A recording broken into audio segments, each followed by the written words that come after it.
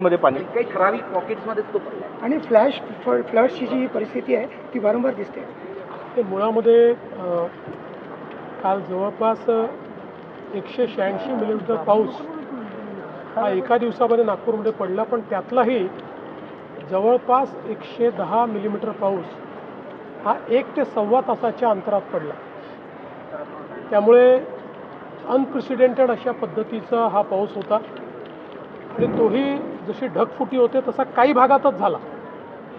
त्यामुळे त्या भागातले जे काही सखल एरिया होते किंवा लो लाईंग एरियाज होते त्या एरियामध्ये मोठ्या प्रमाणात पाणी शिरलं.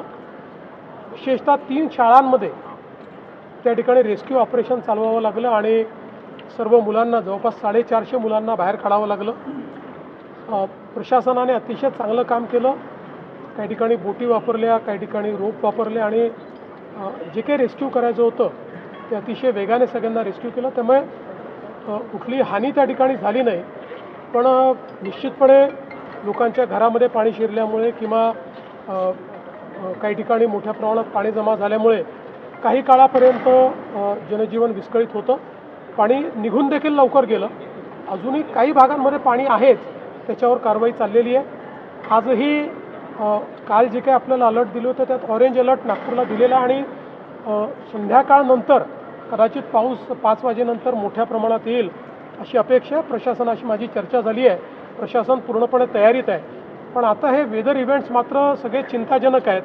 आपण बघतोय पालघरला आपण बघितलं, नागपूरला आपण बघितलं, मध्ये रायगड जिल्ह्यात आपण बघितलं, नाशिकला आपण बघितलं की 15 दिवसाचा, महिन्याभराचा पाऊस हा एका दिवसात येऊन राहिलेला आणि त्याच्यामुळे त्याची इंटेन्सिटी इतकी आहे की आपल्या त्याला ड्रेन करण्याच्या नॅचरल सिस्टीम्स देखील त्या ठिकाणी इतक्या प्रभावी नाहीत की ज्या महिन्याभराचा पाऊस जर 1 दिवसात आणि 1.5 दिवसात आला तर त्यातनं अनेक फ्लॅश फ्लड जे आहेत ते तयार होत आहेत.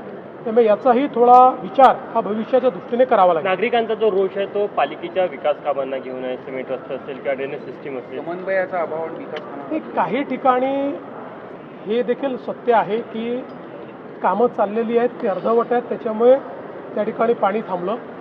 पण सरसकट असं नाही आहे. कारण मी जसा उल्लेख केला की जर 1 ते सव्वा तासामध्ये 110 मिलीमीटर पाऊस पडेल तर कुठलीच सिस्टीम एवढ्या पावसाकरता डिझाईन नसते.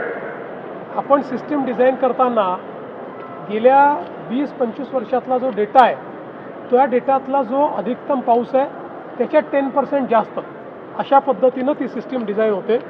परंतु जर इतका पाऊस एकत्रित आला तर त्यातनं काही डिस्ट्रप्शन्स होतात. पण म्हणूनच मी सांगितलं की आता एक प्रकारे अशा प्रकारचे इव्हेंट्स हे सातत्याने होत आहेत आणि राज्यभरात, देशभरात होत आहेत.